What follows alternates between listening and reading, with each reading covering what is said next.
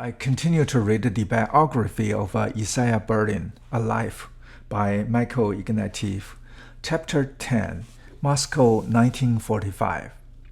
He was apprehensive about the journey, joking to a friend that he did not know what to bring with him. Insecticide, shoe leather, sealskin hats, or goodness knows what. In the event, Isaiah flew into Moscow on 8 September 1945, carrying winter clothing, small Swiss cigars with plastic holders, and boots for Baltis Pasternak, a gift from his sister in Oxford. He had longed to return. The idea of such a trip had been in his mind since his early 20s. But now that it was happening, he was full of apprehension. The Soviets might insist that he was a Soviet citizen because he had been born in Latvia and never let him out. He had a recurring nightmare of being arrested, and he told himself with uncharacteristic grimness that if this were to happen, he would simply shoot himself. He didn't have time to dwell on his anxieties, because with his usual good luck, he arrived in Moscow just in time for an embassy party, at which he made contacts that were to open doors to the Russian artistic community throughout his stay. The embassy, situated in an ornate merchant's palace on the river embankment directly opposite the Kremlin walls, was giving a dinner to celebrate the anniversary of its Russian language news sheets. Bryansky Soyuznik, meaning the British ally. The guest of honor was a tired and irritable J.B. Presley. During a misguided moment at the height of the British-Soviet wartime alliance, Presley had written that Soviet literature was the conscience of the world.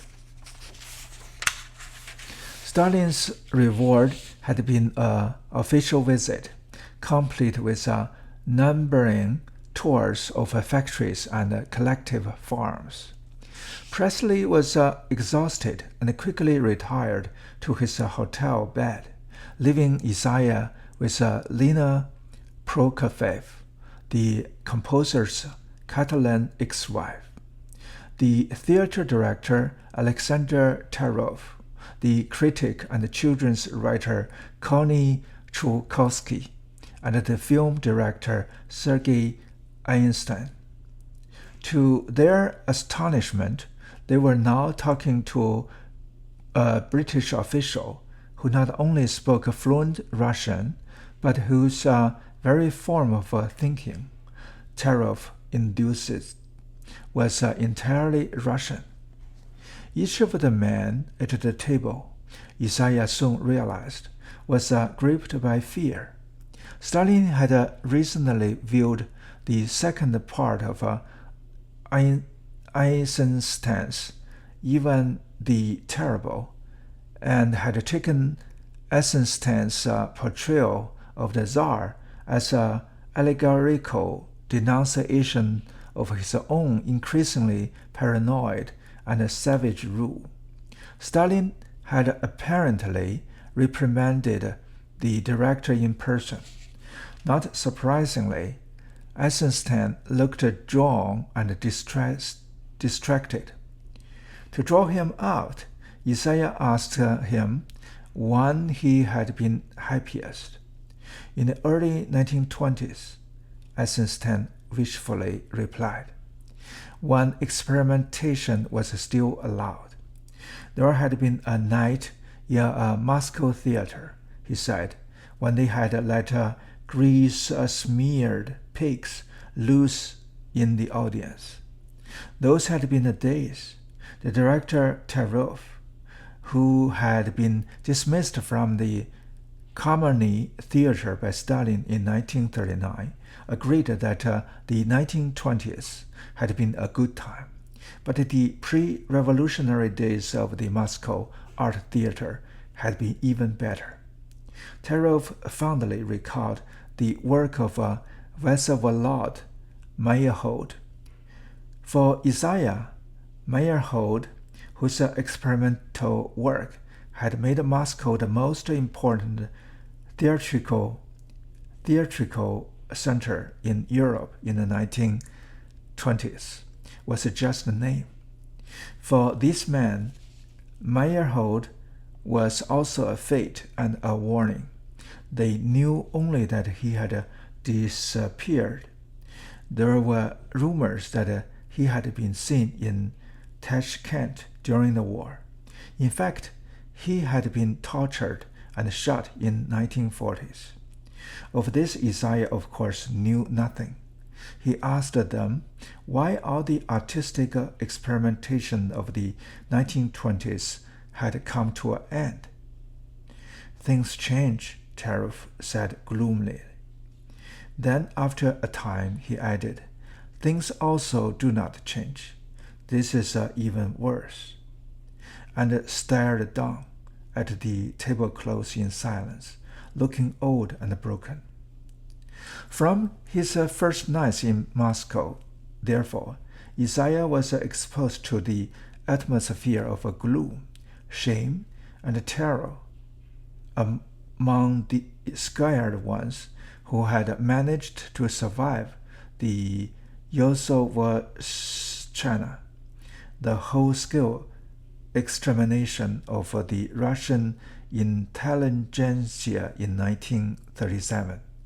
In addition to the millions of ordinary people sent to labor camps or simply shot, the regime had exterminated the cultural elite, including the poet Osip Mandelstam, the brilliant short story writer Isaac Babel, the theater director Meyerhold, the critic D.S. Minsky, and numberless others. By the time the killing and the deportation were done, there was a vacant stillness in Russian culture, like a forest after an all-consuming fire. The pace of destruction slowed with the beginning of a war. By 1941, some artists were allowed to join in the national struggle against the Germans.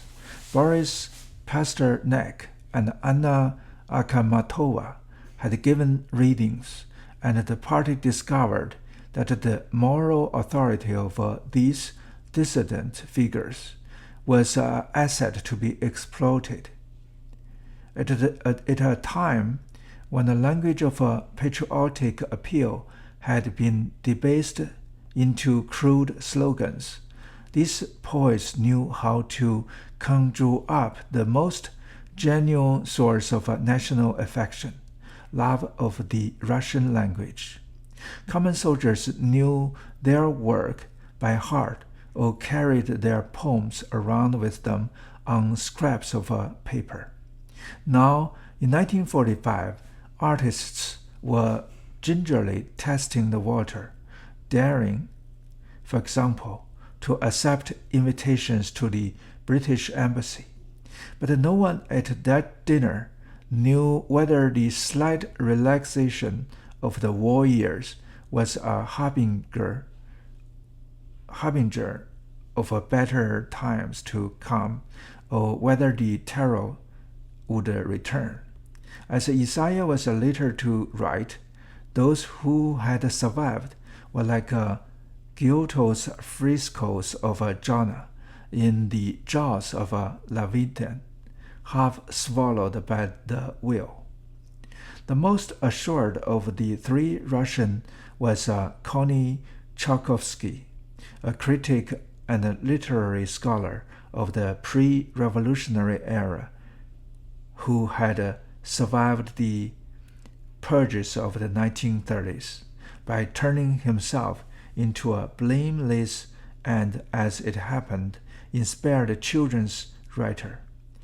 His widespread popularity managed, at least for the time being, to protect him and his family. With Isaiah, he felt sufficiently secure to venture into nostalgic reminiscences of his penurious times in England before the Revolution. At the embassy dinner table, he took out of his vest pocket the penny edition of the Thomas Carlyle's Sartor Resartus, which he had used to teach himself English in London before the First World War.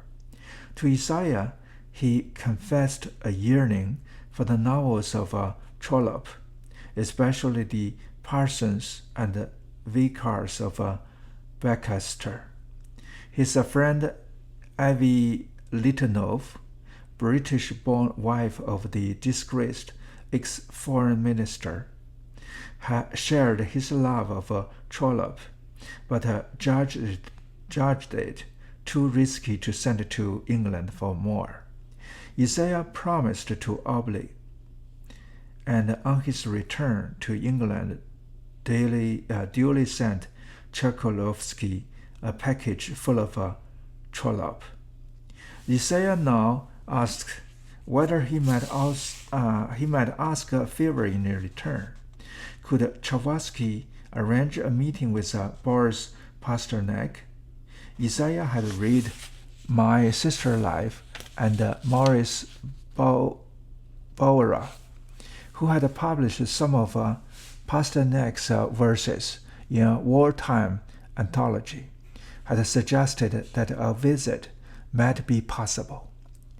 Tchaikovsky, who had a dacha near Pasternak's in the artist colony at Perodolkino, a short train journey from Moscow, said that his relations with the poet were difficult, but he promised to help. Lena Prokofiev also volunteered to assist.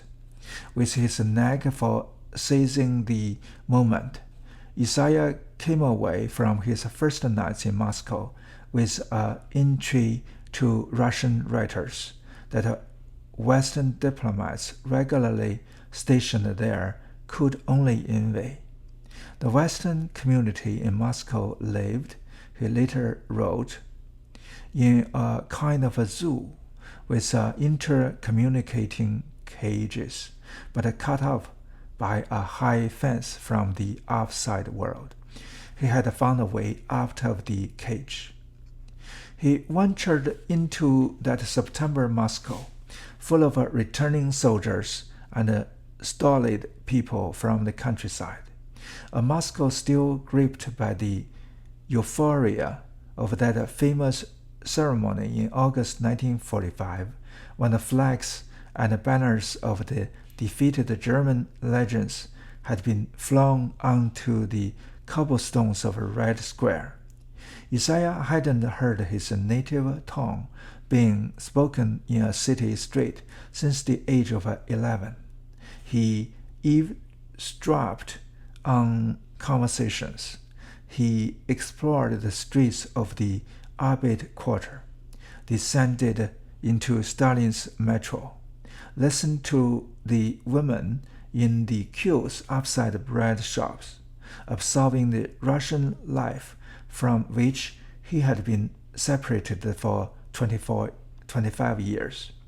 He browsed in the catalogues of the Lenin Library and then edged into the reading rooms, where he watched with some astonishment as young graduate students thumbed their way through theses, dutifully copying out the quotations that were officially approved for citation in their own work. But it was the experience of being bathed in the language again which moved him most. In a letter home, he exclaimed, "I had forgotten that such emotions and expressions existed." It soon became obvious that he was being followed. The sensation that there were trench-coated figures sliding in and out of the crowd behind him was uncomfortable, but not especially alarming. If he was frightened, he gave little sign of it, except when he assured his parents that he was being most careful, well-behaved, discreet, etc., and emphatically did not go out for walks alone at 3 a.m. He lived in an embassy flat in the Arbet and told his family that he was at the ballet, theater, or opera every night. Chekhov's Cherry Orchard, Prokofiev's Cinderella, and Tchaikovsky's Onegin were among the performances he saw.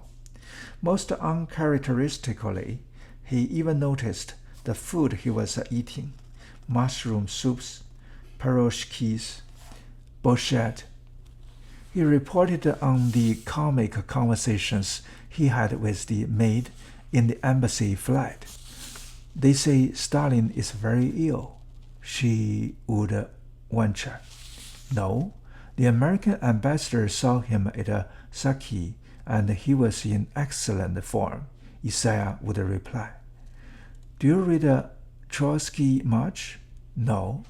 "He was a very good man, wasn't he?" She was a nice old thing, and her bungling attempts to entrap him on behalf of his employers were endearing rather than menacing. He also overheard her whispering to another maid that he was a very strange customer, slept in until 11. Samany Agalechin, not at all like an Englishman. "Really?" he told his parents. "These were the fullest weeks of my life." He was, he told them, bursting with impressions, and when the first snows of autumn began to fall in October, his description of the scene, while ironic, was alive with feelings.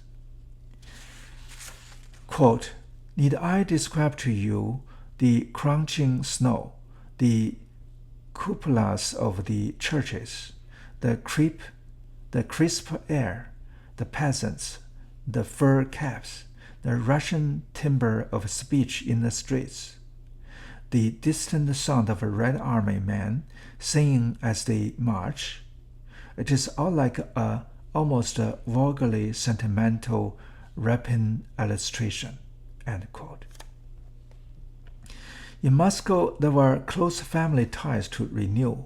His father's brother, Leo, had settled in Moscow after the revolution and was now a professor of dietetics at the university. On 2 occasions, Isaiah slipped out of a ballet performance at halftime, eluding his pursuers, in order to visit Leo and his wife and family in their Moscow flat, a cozy, cramped, book-lined refuge, full of Jewish cheer and Riga memories. On the second occasion, the entire Berlin clan assembled. His uncles Samuel and Solomon and his aunt Evgenia, once married to Isaac Landenberg and now separated from him. The last contact between the English and Russian Berlins had been in 1935, when Mendel Berlin had visited Moscow with the timber delegation. So there was much catching up to do, inquiries about health and business, though not any reckoning together of the loss of the entire family who had remained in Riga. This doleful subject was not mentioned, even though by then Isaiah suspected that no one had survived, nor did the mild and charming Leo venture into political discussion. Even with his own nephew in his own house, politics was simply too dangerous a subject. He did let slip one remark that brought the realities of a Soviet life home into stark relief.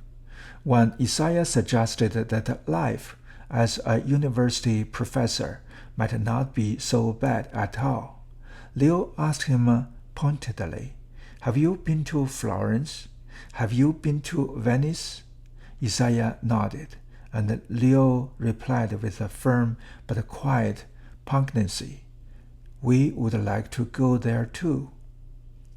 Isaiah's antennae did pick up the impression that anti-Semitism in abeyance during the war was now making a return.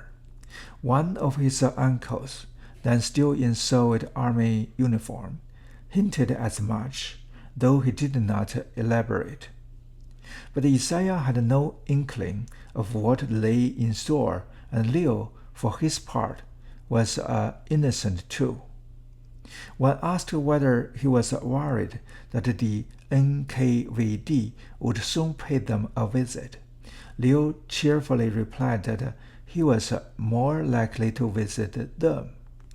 Like the intellectuals at the embassy, he must have hoped that the war signaled the end of their hardships. In reality, they were just beginning. Back at the embassy, Isaiah was given a desk in the chancery, but he had little to do apart from preparing a weekly digest of the press. Needless to say, the Russian newspapers were less diverting than the American. The propaganda was a monochrome, and the content was virtually the same in each. Indeed, the papers reminded him of the flight, cheerful, and disembowling world of the English public school magazine. Very occasionally, the grimmer realities of a Soviet life slipped through. The fact, for example, that 3 trainloads of demobilized soldiers had been forgotten on a siding north of Odessa and had actually frozen to death. Apart from such vignettes, the press gave Berlin no idea of what might be going on outside the intercommunicating cages of the foreign community. Meetings with the political elite were few and far between, and when they occurred, even a brief encounter at an official cocktail party, every utterance had to be decoded for hidden meaning. At one such gathering on 7 November, he fell into conversation with a senior official, whose name Isaiah did not catch, but one he judged to be of a high rank. From an aura of apprehensive respect accorded him by the officials who stood around him, and by the relative confidence with which he engaged in conversation, he let Isaiah know that the party was worried by the unwillingness of the peasants to return to collective farms after the war. The size of the crisis, the official side, was reminiscent of the 20s and early 30s, a reference to peasant resistance to collectivization and Stalin's crushing response. Now, the official hinted, Similar resistance was developing again, with undiplomatic directness. Isaiah next asked the official whether it was true that the old type of communist intellectuals, mostly Jewish, particularly Maxim Litunov, former foreign minister, and Ivan Minsky, former ambassador in London, were being edged out of power. The commissar swiftly reassured him that the evils of racialism were denounced in the current issue of Bolshevik. The conversation, which until this point had been a dialogue against a slightly tense silence of the 10 and 11 other persons present, now loosened up, and the Russians gathered around Isaiah to take him to task for British policy towards Russia during the war. The Russians believed that when Rudolf Hess had flown to Britain in 1940, he and Churchill had concluded a secret deal, giving the German dictator a free hand if he attacked the Russians. They professed to be puzzled by Britain's support for Russia in 1941 and chose to interpret it as a step in Germany's back. Isaiah tried to disabuse them of such conspiracy theories, but the atmosphere was exactly that of a group of mid-Western American businessmen who are told by a British official that Australia is not a colony. There was no budging them, and the encounter left him with a deep sense that the Soviet man was not, as optimists believed, pragmatic and susceptible to rational argument. Party doctrine had penetrated every crevice of consciousness. At a literary salon held in the house of Madame Genoa a short time later, Berlin had a taste of the toadying atmosphere that prevailed in intellectual life. He was invited to meet Ilya Shokvinsky, an official poet who had been officially reprimanded a short time before for innocently proposing that socialist realism should be supplemented with a socialist romanticism. Shokvinsky, naturally enough, was in a state of some agitation about his future. As he and Isaiah discussed contemporary literature in the stilted fashion typical of exchange in that era. Who were the greatest contemporary British writers? Isaiah was asked.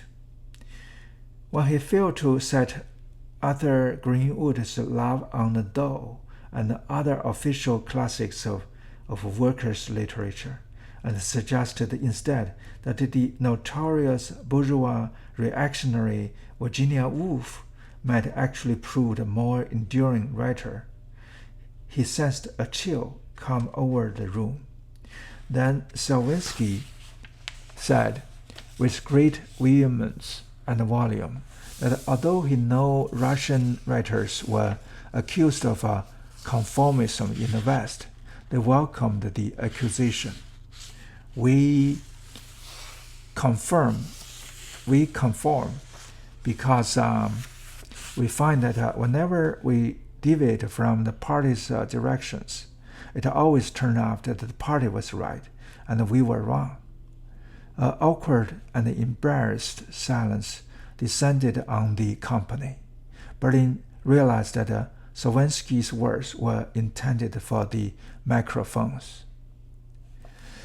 An altogether freer and noble atmosphere reigned in Predelkino, the artist colony, where Chukovsky, Pasternak, and other writers had their summer dachas. Isaiah, carrying the package of boots packed by Lydia and Josephine Pasternak, and accompanied by Linda Prokofiev, journeyed out there by train on a sunlight autumn afternoon at the end of September. He found the poet, his wife, and son seated around a rough wooden table in the back garden. Pasternak, then 55 years old, had a dark, melancholy, expressive face. The oriental curvature of his lips and eyes gave him, as Marina Tavasteva had memorably said, the appearance of an Arab and his horse. When Berlin handed Pasternak the boots, the poet appeared to be embarrassed by his sister's charity. Pasternak's wife, seeking to break the ice, asked how England was recovering from the effects of war. Before Isaiah could reply, Pasternak broke in and began recounting, in a low tenor monotone that did not allow interruptions, the story of the last time he had seen his sisters. It had been in June 1935, during his visit to Paris as official Soviet delegate to the International Writers' Congress in Defense of Culture, organized by Angie Malarax, Ilya Ehrenberg, and other left-leaning anti-fascist intellectuals. He had been dispatched to Paris on Stalin's express command, and Ilya Ehrenberg had given him a speech to read. But instead of reading the prepared text, Pasternak told the writers packed into the vast hall at the Montjuic that they should keep out of politics. Do not organize the resistance to fascism, he said. Writers should never organize. I implore you, do not organize. Then he had fallen silent, while the whole hall waited in vain for him to continue. This silence, amplified by the microphone, had, in the memory of the Soviet delegations at least, a devastating effect. Pasternak's mutinous recalls Isaiah Babel's apocryphal remark to Soviet interrogators around this time that he was developing a new genre of silence. When Pasternak took the train home to Moscow in 1935 after the conference, the feeling that he was being severed from the culture of Western Europe had borne in upon him with unhinging force. He kept the secretary of the Writers' Union up all night in the sleeper with the tearful and compulsive talk, retelling the story for Isaiah's benefit. He even suggested that his demented behavior had gained him a reputation for madness, which served to protect him later. In the dark nights that followed, Pasternak saw most of his friends executed or banished to labor camps. He himself was too eminent to be touched, but he was forced to abase himself in ways that were to torment him for the rest of his life. In 1936, when senior party figures Zinoviev and Kamenev were put on trial, accused of Trotskyism, the Soviet Writers' Union joined in, baying for their heads. In an article in Pravda entitled "Wipe Them from the Face of the Earth," the Union denounced Kamenev and Zinoviev as terrorists and demanded their execution. Pasternak was one of the 16 writers who signed this appeal. Isaiah would have known nothing of this. He came to Perodolakno in an unquestioning spirit of idealization. For him, Pasternak incarnated Russia's Silver Age, the artistic flowering of the last years of Tsarist rule. He had already noticed that these artists never spoke of the Soviet Union, only of Russia, and it was as an embodiment of his lost but native Russian culture that Isaiah sought him out. It was only on subsequent meetings that he began to grasp the shame that haunted all survivors of the era just past.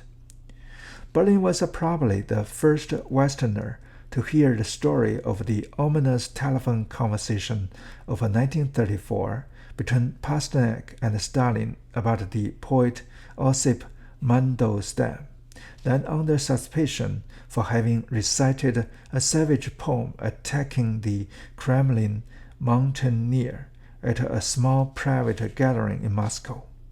Pasternak at first thought the call was a practical joke and hung up. Stalin then called again, and Pasternak, realizing that he was talking directly to the leader, said in his most ecstatic mode that he had always known this would happen and hoped that they would meet immediately and talk about ultimate matters of life and death, and the future of Russia.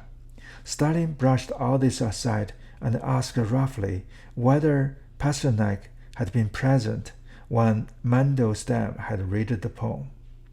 Pasternak equivocated. Stalin pressed him. Was Mandelstam a great poet, a master? Pasternak replied that this was not the issue, meaning that poets should be treated decently, whatever the quality of their work.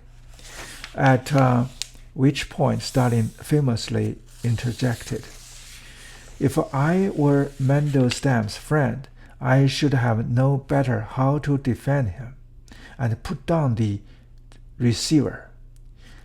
Mandelstam was then sent into the exile that ended with his death in the labor camp of Magadan in December 1938. In the autumn of 1945, however, Pasternak believed that all these episodes of horror and self-abasement were behind him. He was in an exalted, even euphoric mood. The war, for all its privations, had enabled Pasternak to identify himself and his work with the patriotic struggle. He gave more public readings of his poetry than at any previous time, and discovered what, when he stumbled for a line, voices from the hall would volunteer the missing words. For the first time in the Soviet period, he felt that he was not just a marooned remnant of a lost pre-revolutionary culture, but an active participant in his nation's fight for survival. This desire to join the struggle led him to write some of hackneyed patriotic verse on early trains, yet it was characteristic of his essential artistic honesty that its publication embarrassed him, and he was relieved when Isaiah told him that he had not read it. In the shaded garden, Pasternak spoke in magnificent, slow-moving periods, with occasional intense rushes of words. His talk often overflowed the banks of a grammatical structure. When he was in full flight, he was like the dancer Nijinsky. He seemed to remain in the air longer than ordinary human beings. Isaiah both admired Pasternak's unstoppable eloquence and kept a skeptical distance of his own. He remained dubious about Pasternak's view that the terror and the war had been a necessary purgatory for the Russian soul. When Pasternak was in prophetic mode, Isaiah found him obscure and sometimes incoherent. But there was no doubting his eloquence, his genius, or his sense that with the end of the war, his artistic life had approached a turning point.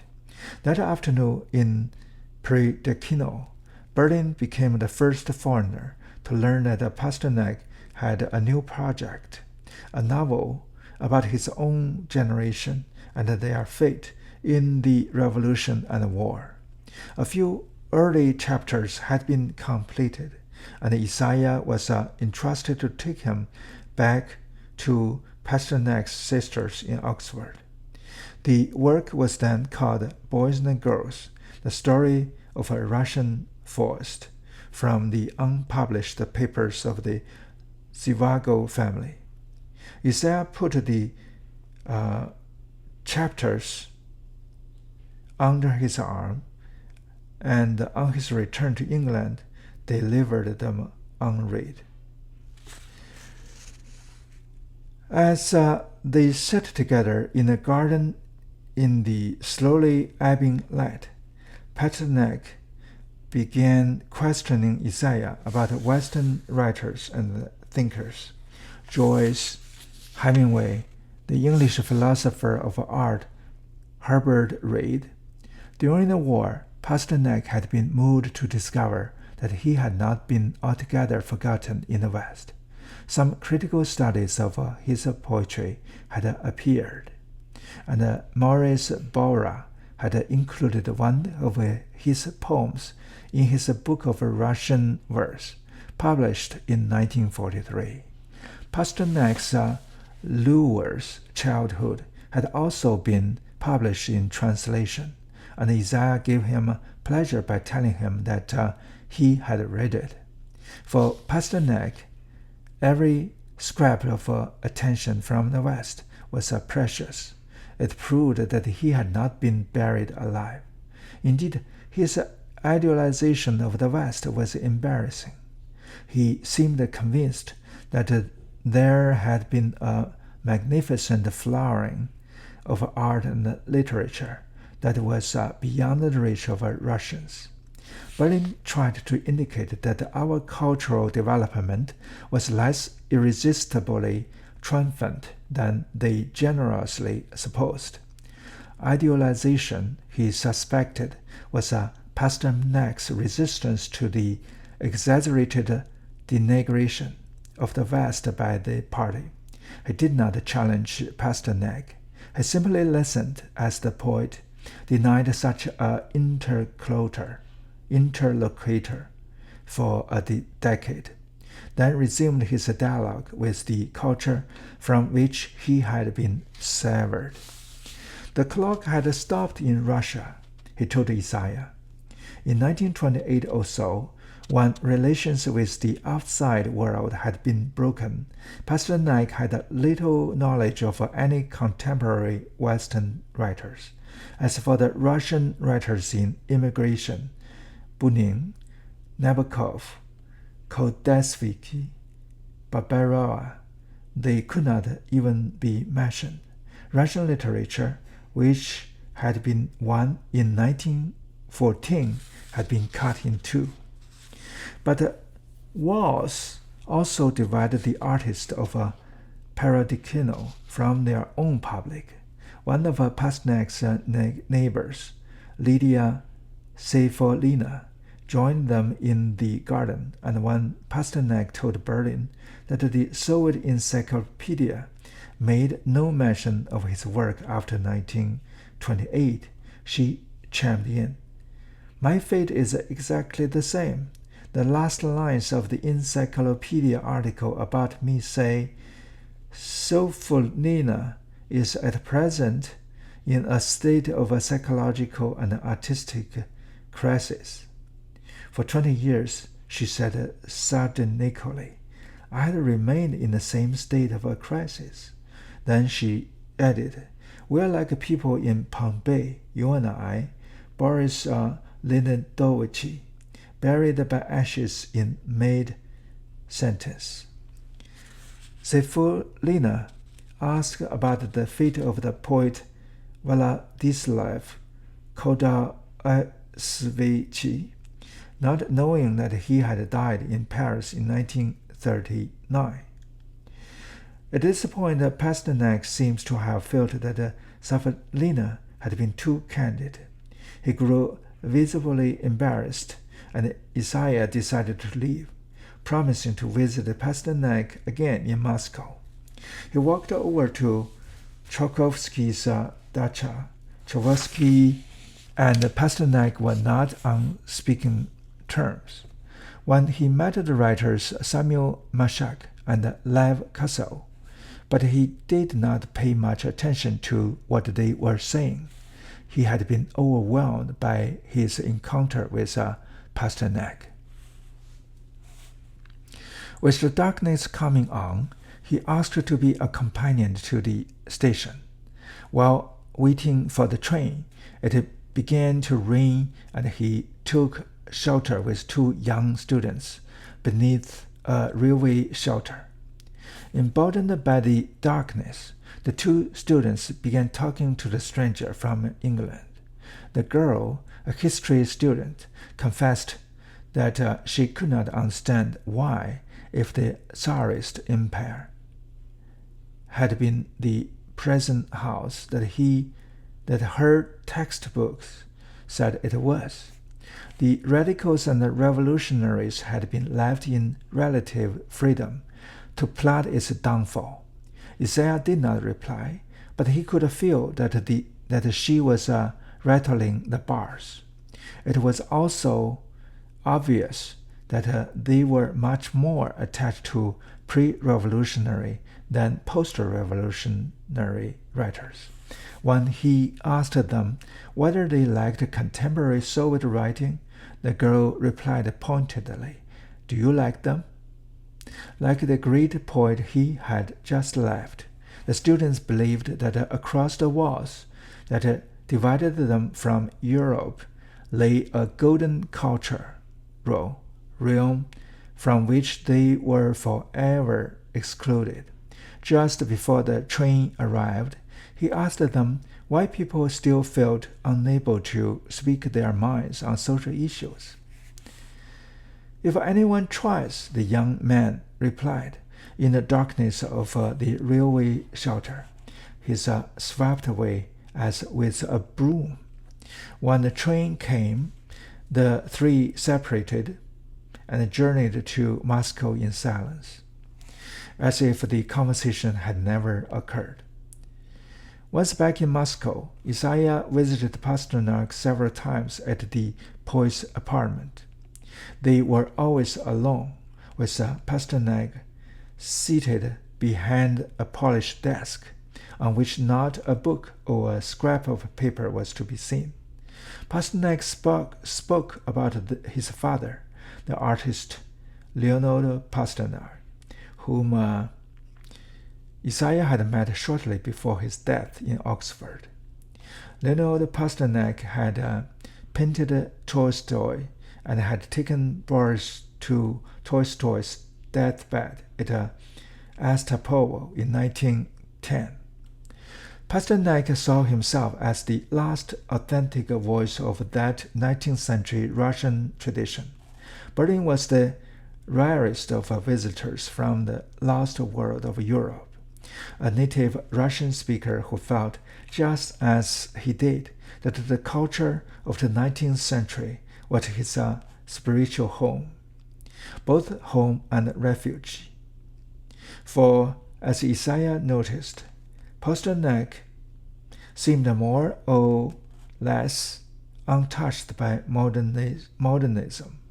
He had read and admired Ulysses, but he had been insulated from Eliot, Stravinsky, Picasso, all the avatars of the 20th century rebellion against Tolstoyan virtues in art.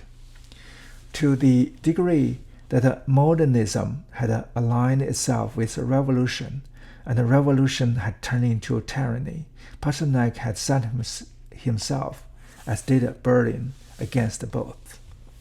As they talked together in Pasternak's Moscow flat, the poet revealed some of his torment at having collaborated with the regime, and his anguish at being Jewish.